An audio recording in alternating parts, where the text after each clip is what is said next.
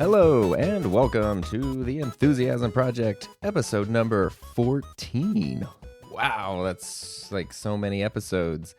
My name is Tom, and on this episode, we're going to talk about influenza, which is the sickness I feel after a particularly aggressive influencer campaign this week, which kind of kicks off a whole thing that I wanted to talk about how I feel about that and its relationship to YouTube. So I think this will be interesting for anybody who watches YouTube or gets their information from YouTube about, new products and things like that, but also for anybody who on any platform or in any way wants to share information or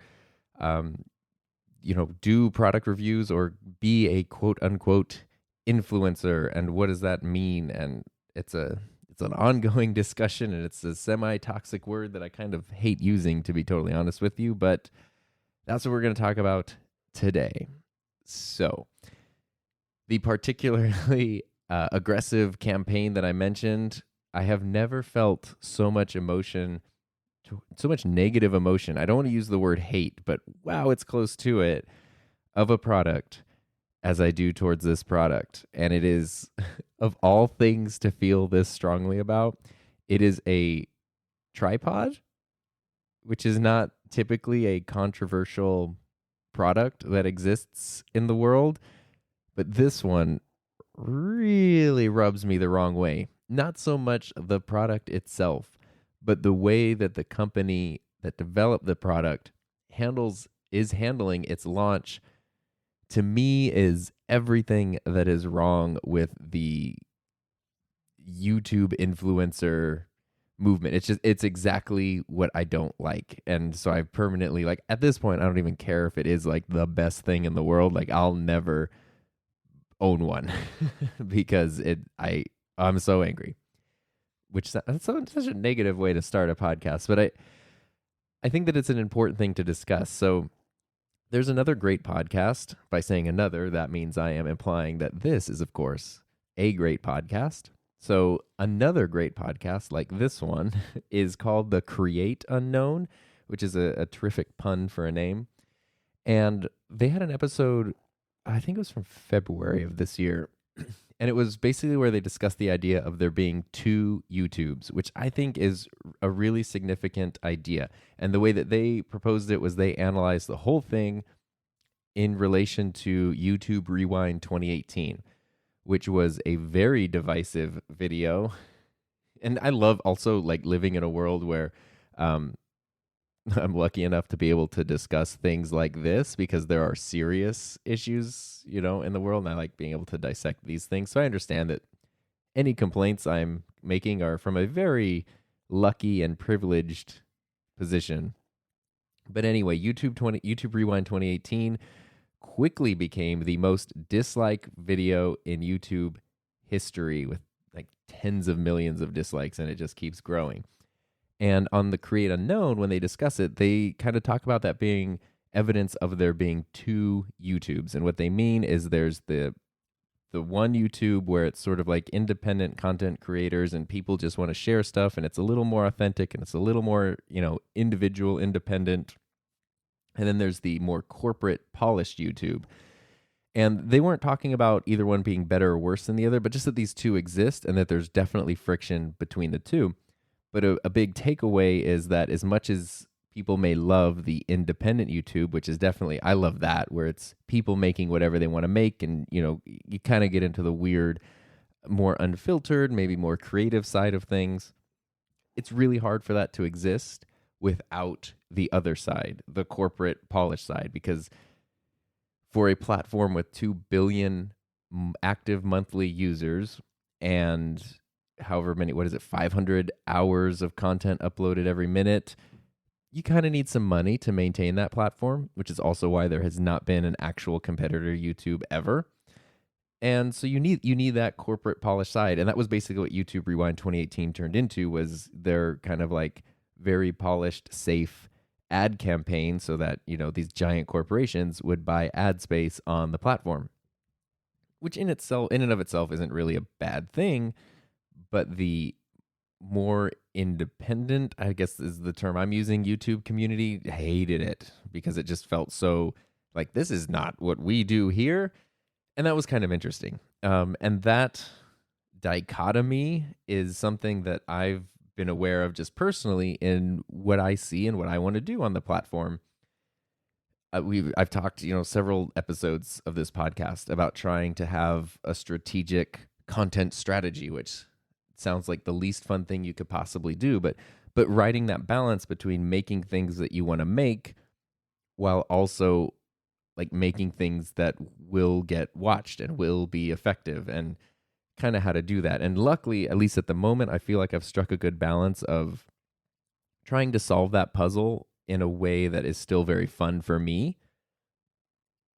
But I think that that same divide exists in very big ways. So, for example, and this is how it relates to the travel tripod that I mentioned, I have been watching like tech reviews and camera reviews and gear reviews on YouTube for well over 10 years. I remember like 2007, 2008, it'd be someone on a very low quality webcam, 4:3 ratio square video where they're talking, about whatever they got, some new camera, computer, keyboard, whatever the thing was. And it was really kind of cool because you would get someone's actual impressions. And it wasn't because they were being paid. It wasn't because it was a sponsored video. It was just somebody got a thing or knew about a thing and wanted to share it. And it was very, very genuine. You still had to suss out like how reliable the person was. It doesn't mean just because they made a video that they actually knew what they were talking about. But a lot of times it was sort of a self-selecting group of people that would go that far. At that time, they probably did have some pretty reliable information. And then that kind of grew, and people like, I remember Soldier Knows Best on YouTube. Oh, he still uploads videos, but he seems like he's still trying to figure out what his channel is now. But at the time, he was just all about like the DSLR revolution and, the smartphone revolution and these really cool tech reviews. And he was one of the first people I can think of, in addition to like MKBHD, that was doing not just webcammy reviews, but he would talk about something or talk about how to do something or review something, and it would, there'd be B-roll footage, and it would be kind of slick, and it would be a little more polished, and it was really, really cool. And then a few other people, started springing up in that space in the early 2010s, and a lot of those people are still around, like Jonathan Morrison and iJustine and The Verge, and a bunch of people in that realm. And they all do great stuff. Like I really like and respect all of those channels and all of those people, and I think that they're very reliable sources. But naturally, kind of as time went on, instead of it just sort of being like, hey, I got this camera, let me tell you about this camera, it kind of turned into, oh, what's the newest one that came out? Like, we got to get that as quickly as possible.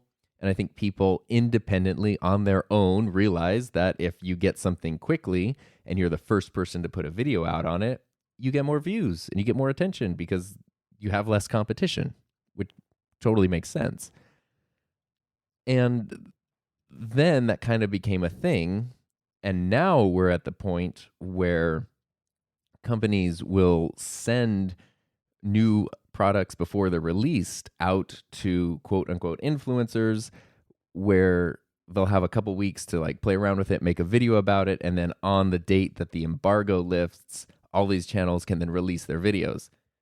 And so what you'll notice is like a couple weeks ago when DJI came out with their GoPro competitor camera, the Osmo Action, they like announced this thing, and then, within hours, there's just dozens of very well produced, very polished videos from all these big channels out about the thing. And for me, my subscription feed just gets totally clogged with it. And then like the day before that, I think some new phone, I forget what it was because I don't care about phones too much, but I think it was like the OnePlus something or other, came out, and it was just, my whole feed was just that. And that has been the case for a while now, and I'm so tired of it because it's not, I don't find that to be genuine.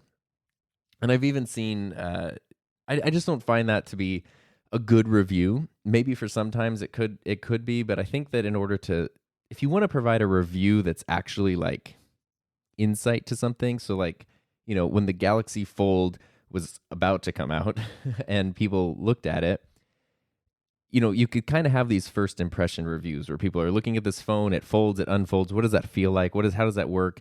And you don't really need to have used it for too long. And obviously, like, people didn't, and then it started having problems. But for other things, something like a camera or a microphone or a whatever piece of gear, you probably need to use it a while before you can have a really strong opinion on it and provide a valuable review, like a really valuable review where you understand the intricacies of it. But you can't do that on release day. It's just not possible because you need the time to build that perspective. So on release day, you can always do a first look and then do an extended review later, which sometimes people do. But, by the time it would be good to do a long-term review, usually, something new and flashy has come out. And why are you going to do a review on the old thing when the new thing is out? Which kind of sucks because that does, I feel, rob the audience of good, helpful information. And everything is just these weirdly, like, for example, new cameras, new gear come out all the time on the channels that I watch and in like the area that I tend to focus on. And people do these reviews on them. They talk about how great they are. And then you can't help but notice that, like, well, they're not using it in the next video or the next video. So it's not like a real review. Like, I would be much more interested. I'm much less interested in the, hey, this thing just came out, let me give my review on it. And I'm much more interested in the, what's the thing you've been using for 2 years that you use on every video because you trust it because it's a good piece of gear. That I'm really interested in. And I think that serves the most good, but we see that the less often because it's just not the coolest, like, sexiest video to make. It's not going to get the most views, even though it would provide significantly more value to a more specific audience. So, how does this relate to a travel tripod that I just cannot stand? So, if you're listening to this as I release it, which is late May of 2019, you might know what I'm talking about. And I'm guessing if you're listening to this anytime later, you're going to be like, what are you talking about? Probably because the thing I'm talking about is now irrelevant. And I'm being so, like, vicious towards this thing. But it is the Peak Design travel tripod. It's just, I forget what the model is. It's like their only travel tripod. The company is Peak Design.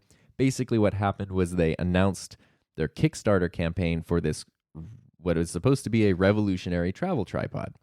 And the release date is supposed to be the end of 2019, December 2019.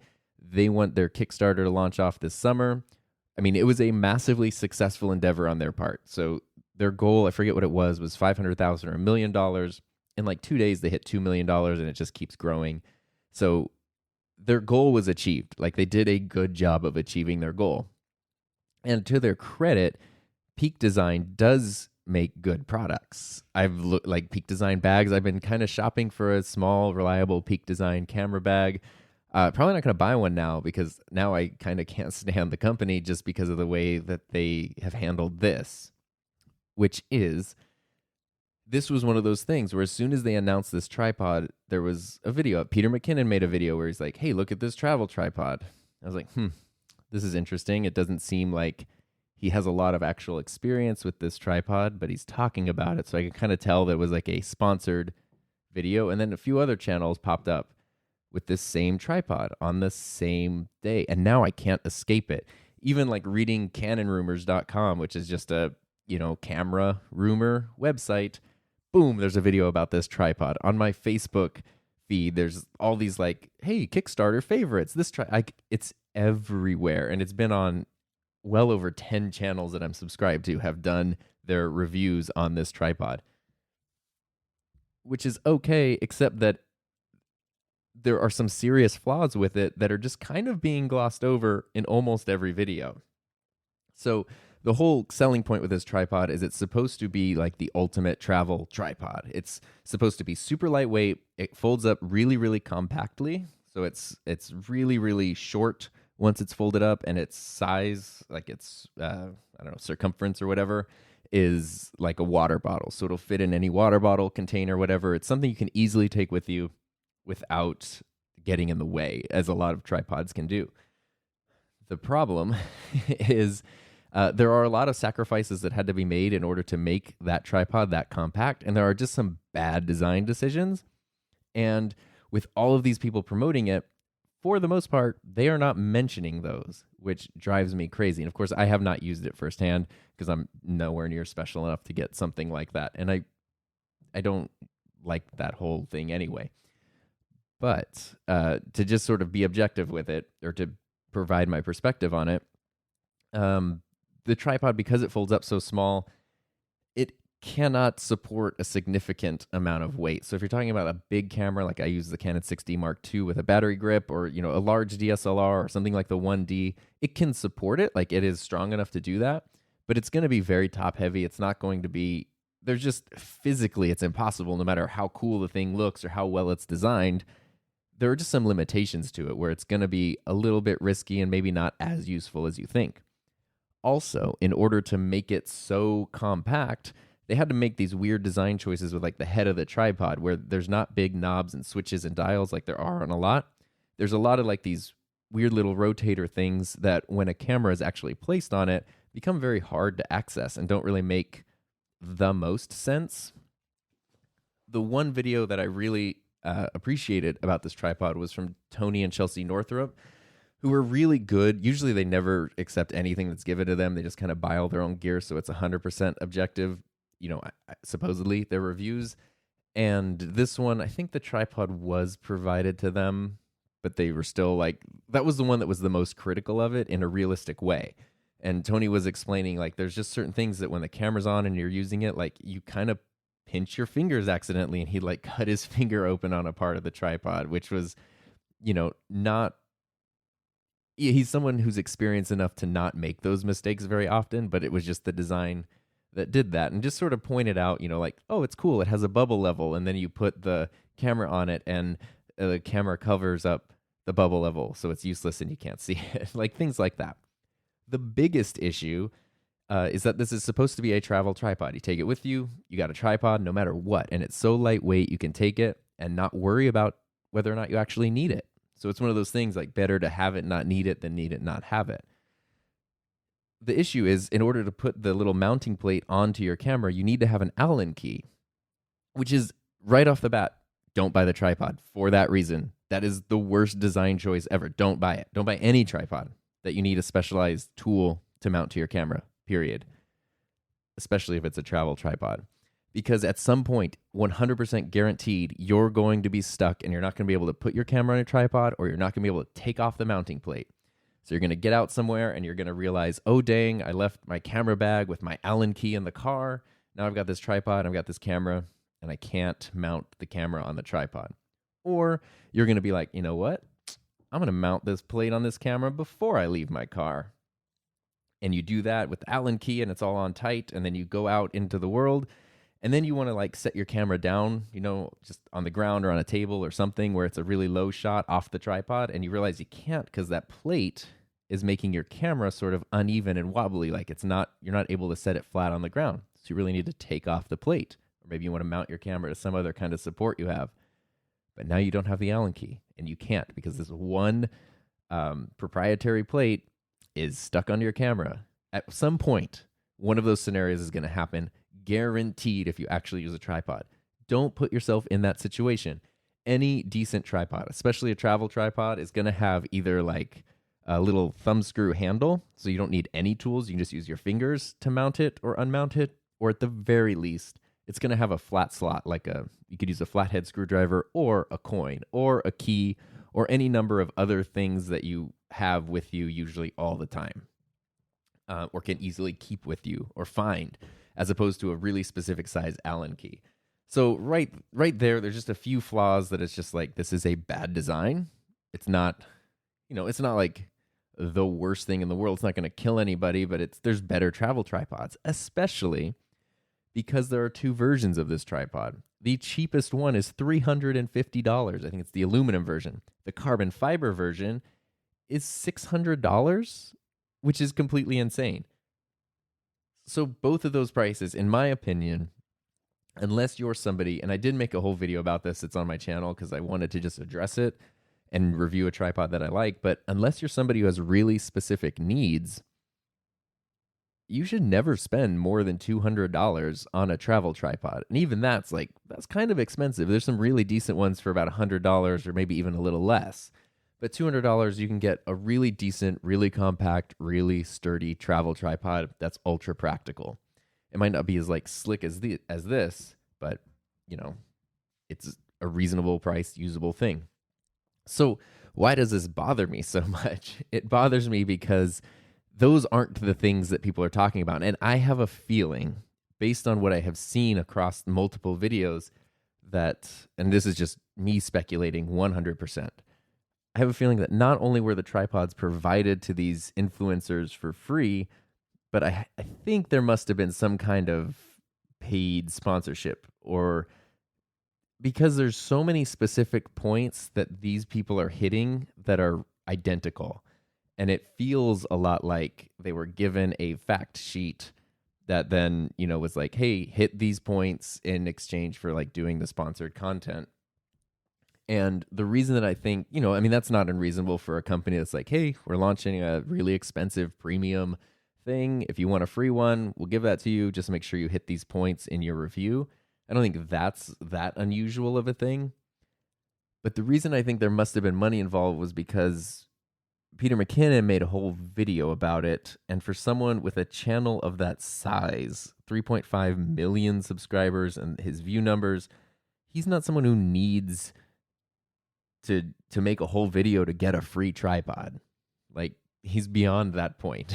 I think he's at the point where if he came out with a video where he was showing his new office and all the plans they had, and it's like, it's awesome. And they're, he's talking about, we're going to take out this wall and put in this thing and add in this. And it's like, clearly, financially, he's set to make those decisions. So why would he, in that situation, make a whole 13-minute video about a cheap tripod? My guess, again, 100% just my guess, is there was more than just getting a free tripod involved. I'm guessing the company like offered some kind of sponsored video to do that.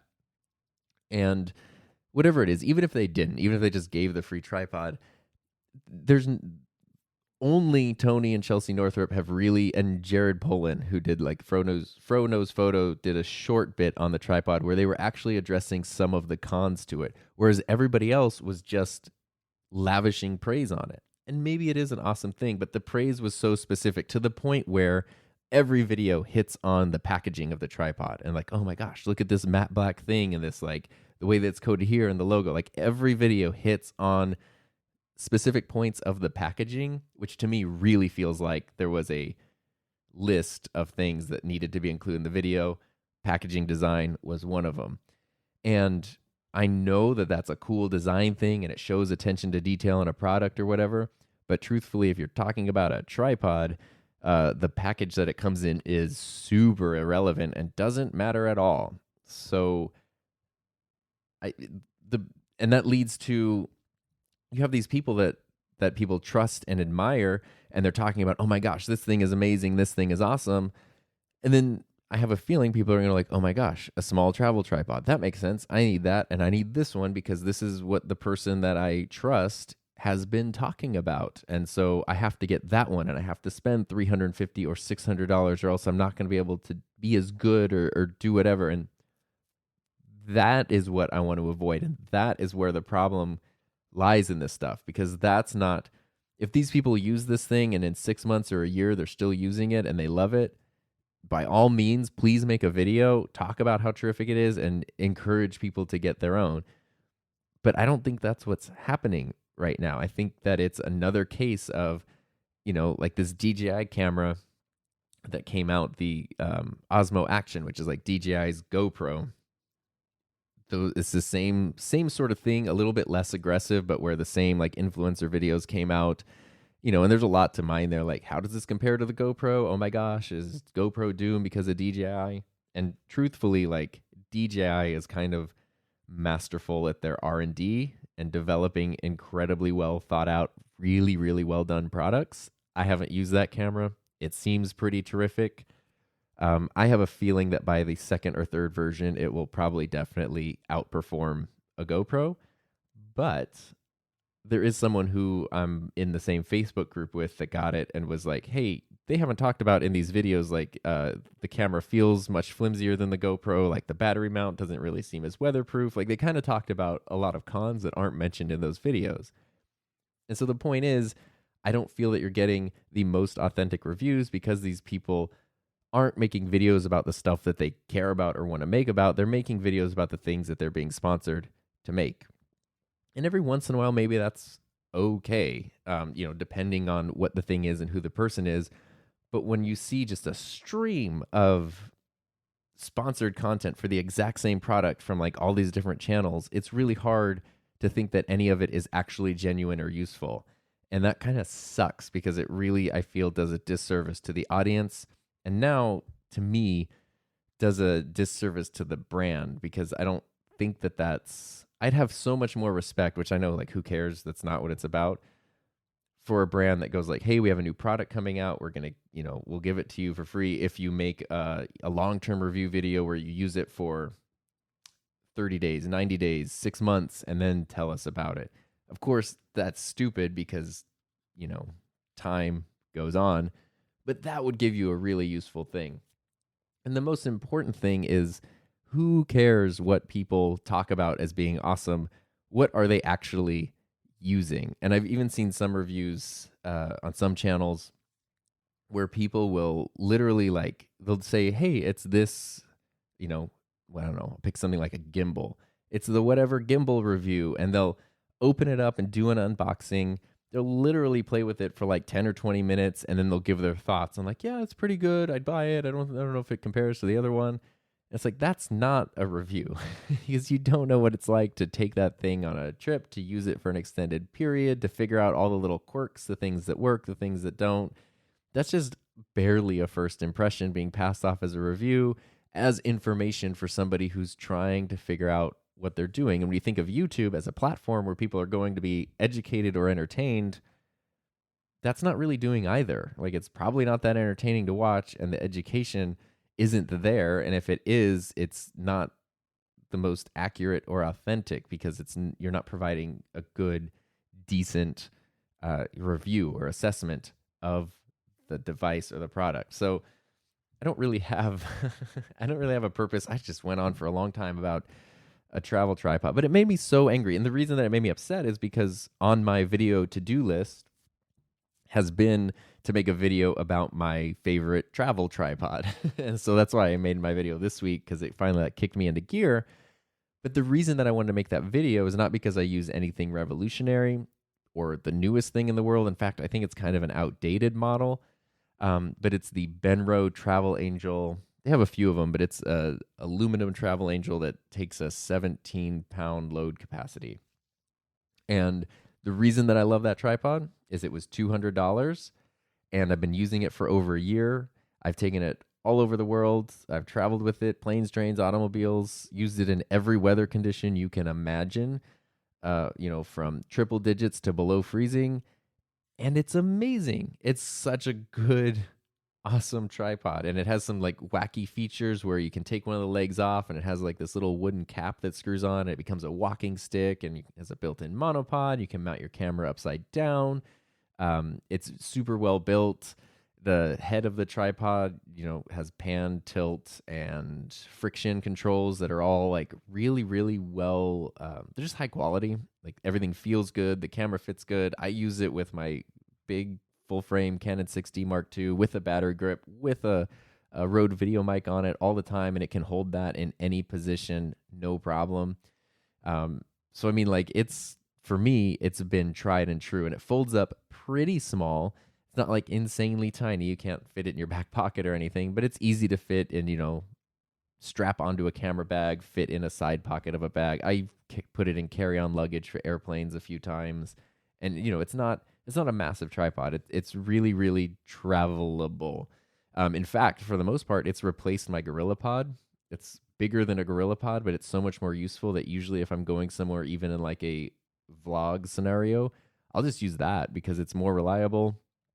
It's not going to tip over like the GorillaPod tends to. It's just easier to carry, and I can get cooler shots with it, and I can do way cooler things with it. So I've loved it, and I've been wanting to make a video on it for a long time. And I did, and that's the most recent video right now that's up on my channel. And I specifically in that video kind of call out the Peak Design tripod, not because I want to put the company down, because I don't think they're a bad company at all. I think they They make really cool products. I think they're a little overpriced because they're trying to be like too trendy with their design and stuff. But it's good stuff. They're not like committing any crimes or anything. They make decent stuff. I just don't like the way that they were so aggressive with this influencer campaign, especially when I don't think people are getting the right idea. Because my tripod is $200, and even in searching that, Benro makes other versions. They make versions of my tripod that holds like 22 pounds. They make a carbon fiber version, so it can go up to, I think the most expensive one is $350. If you get like the carbon fiber one that holds 22 pounds, I think that's $350, which is the most expensive, most heavy duty version, is as expensive as the cheapest of the Peak Design tripods. And that's still too expensive. It's way too expensive. And looking at, the weight difference, not in weight capacity, but the actual tripod's weight, which is what I was looking at, for the carbon fiber Benro is 3.4 pounds, and for the aluminum one is 3.9 pounds. So it's basically a half a pound difference, which to me wasn't a huge difference. It wasn't enough to pay whatever it ended up being, $150 difference in price. I think that thing was in my shopping cart for 4 to 6 months before I finally bought it.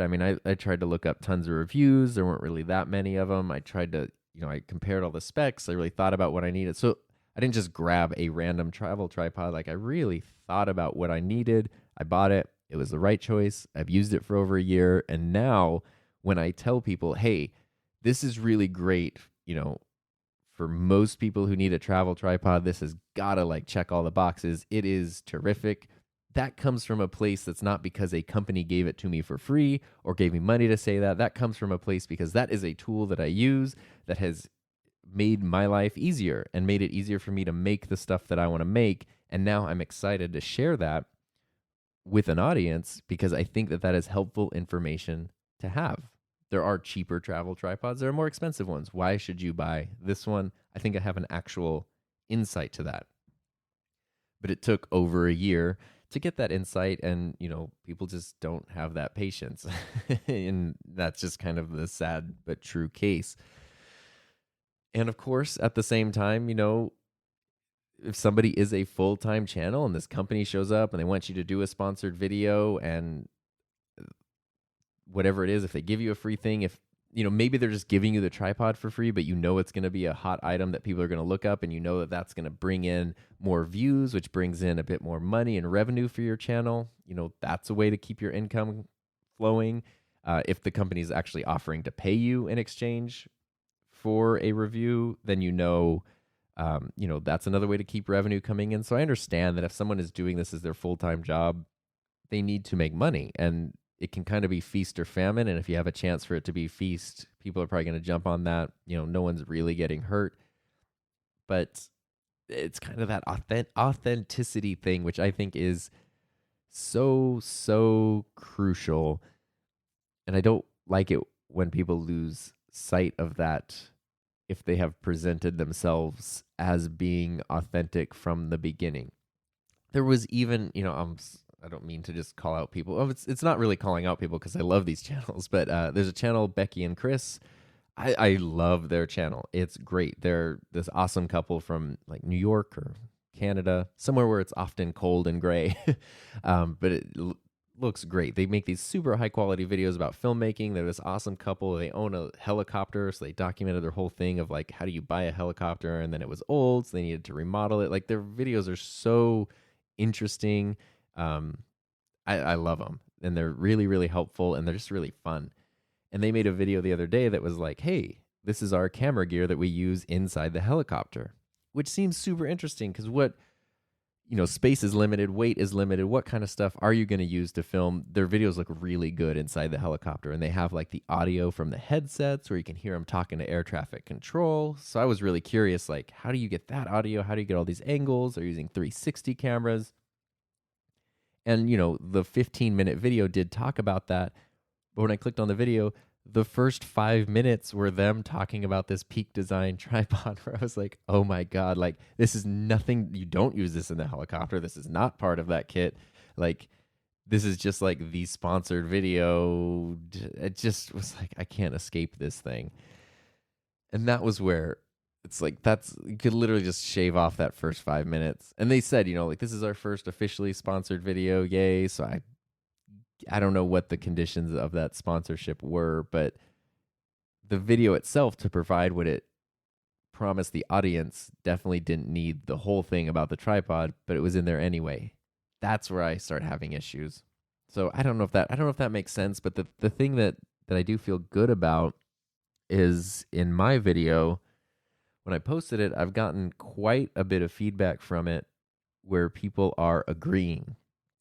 And people are also frustrated by like all this different hype, like everyone gets obsessed with a certain piece of equipment and then oh my gosh, everybody makes their video on it, everyone has to get it, and then the version 2.0 comes out or the competitor version comes out or whatever, and then everyone's like, "Oh my god, so obsessed with that." And it's like that's not going to make that much of a difference. Like if you're doing all your camera shots handheld and then you get a camera gimbal, that is going to very noticeably change the production quality of your videos.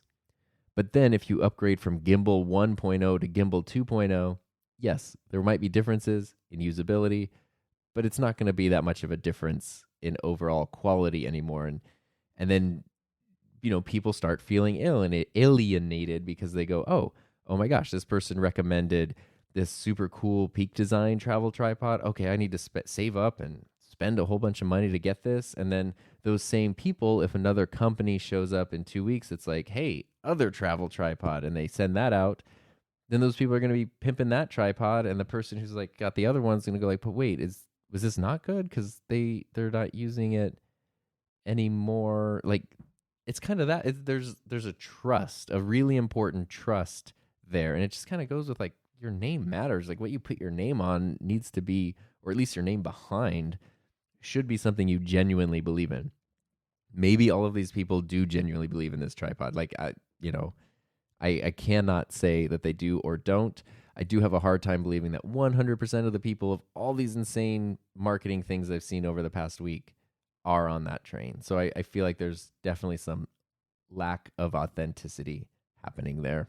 And I don't like that. And that bothers me. And I just want to point that out, if for no other reason than to make you kind of aware when you see that happen. When a new thing is announced and that same day all of these people have videos ready to go about that thing, maybe they're good, but maybe they're not the most authentic look at that thing. And it's just really important, as with anything, travel tripods probably not the most important thing, but if you're talking about news and whatever, just anything, any bits of information that are coming into you,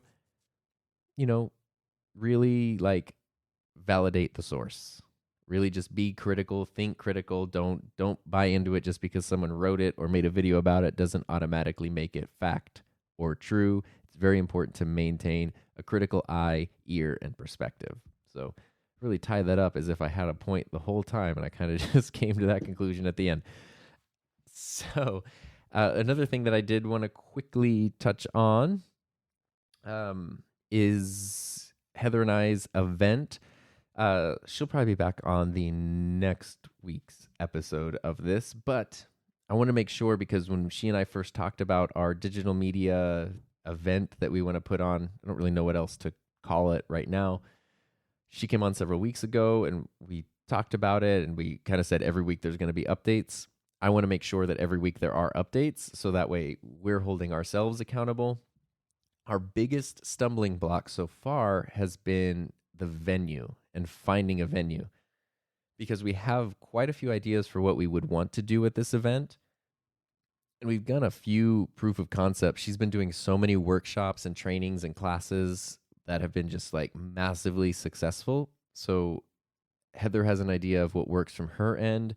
Kind of same thing on my end. I put together this film festival, Media Fest event at my school where I work a couple weeks ago. And it was like, I kind of thought it was going to be a little nothing event where we just sort of like celebrated some student work and gave out some awards. And it was this massively powerful thing. It was supposed to be 2 hours long and ended up being 3.5 hours long because people just had so much to say and contribute and wanted to be there. It was genuinely a magical night, which kind of showed the power of, wow, when like people come together in this field, it's huge. And so taking those experiences into what we're kind of thinking we want to do with a live event for a general audience, I think that there's a really strong proof of concept there. But we've been limited by the venue because we have a few options, but we're not going to be able to know exactly what the event's going to look like or what it can be until we know where it's going to be, because that's going to determine, the audience size. That's going to determine the programming of the day, or, everything is going to be kind of contingent on that. And we have a specific venue we've been trying to reach out to, but for whatever reason, it's been really hard to get any feedback for it. It'd be kind of the perfect venue for this, and it's local and it's cool, and it's like, I believe that it's quite, attainable. But we just haven't gotten we haven't really made any headway, which is a real bummer. But I did make headway today. I was at one of my arts commission meetings, and somebody there has basically a big giant art studio that's local, that they were kind of like, hey, if you don't hear back from your first choice, you can always use my space, which is a little bit smaller, but it's really, really cool. So we definitely have at least a space, which is going to be cool. Even if it's not as large as we were hoping, it's going to be really, really cool. That's the worst case scenario. And then best case is, we move up somewhere that's still super cool and even can support more people. So we're still looking at mid-October for that, which is super duper exciting. And I feel so much more relieved to have the option for a physical space, because that is really, really key. And I'm really excited for it. I think it's to be good for us. I think it's to be good for what we're trying to build, and I think it's to be good for the community as well. So I hope that it kicks off something that continues and becomes something bigger, which I find very, very exciting. So with that being said, that pretty much wraps up this episode. Again, as always, you can contact me, reach out to me anytime at SoDarnTom on Instagram and Twitter. And of course, you can follow me on not follow me, I guess you would follow me on those things. And you can check out and subscribe if you want to The Enthusiasm Project on YouTube. That's my main baby that I try to keep alive. So if you want to help me keep the baby alive, that would be good. This is getting weird. So thanks so much. I will see you guys on the next podcast, or you will hear me on the next podcast. I am bad at ending these.